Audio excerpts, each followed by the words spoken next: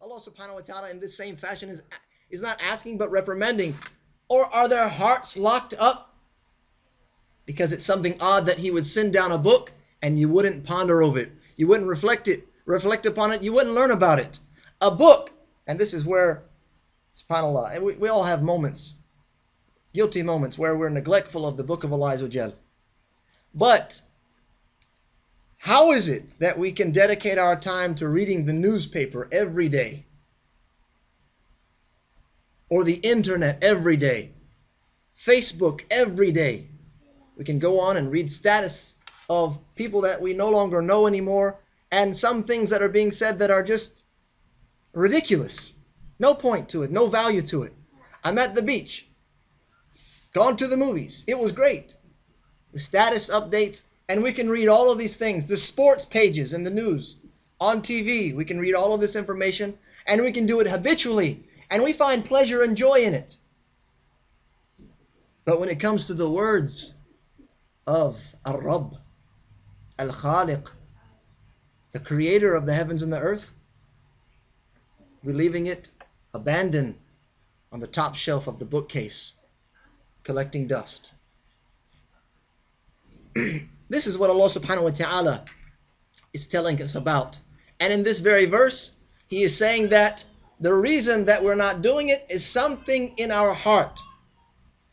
It is a reflection of some disease in our heart that we cannot open that book. And there is no or nothing more truer than that. That if you don't find joy in the book and the speech of Allah Azza wa Jal, then no, something in your heart is wrong. There's something sick in that heart that needs cure. It needs attention. You need to work on it. And that's inshallah ta'ala what we should be able to do through a series like this, to begin to purify our hearts, to find the love of the Quran that we should have. Another thing, the goals of tafsir. What is it? The companions of the Prophet ﷺ, they knew the goals of tafsir. They knew the goals of the Quran. Here you can see one of the tabi'een, Abu Abdurrahman as-Salmi. He's one of the tabi'een, those that followed after the companions. They weren't able to meet the Prophet ﷺ. And I was thinking about this today. The tabi'een. When you think about the companions, they were there with the Prophet ﷺ. They lived with him. They saw him. They ate with him. They went to war with him. They prayed with him. And the whole 9 yards. But the tabi'een, they were just right after that. It's like they just missed it. You could imagine, like, we are so far removed from the Prophet ﷺ, it doesn't really cross our mind that, oh, man, I just missed the Prophet ﷺ. But the tabi'een, they just missed the Prophet ﷺ by moments, some of them. That they weren't able to be a part of his life and have him be a part of their life in real, live, flesh and person. The tabi'een, they had a stronger yearning to know about the Prophet ﷺ because they were so close in time and place. The footsteps were still there. The houses were still there.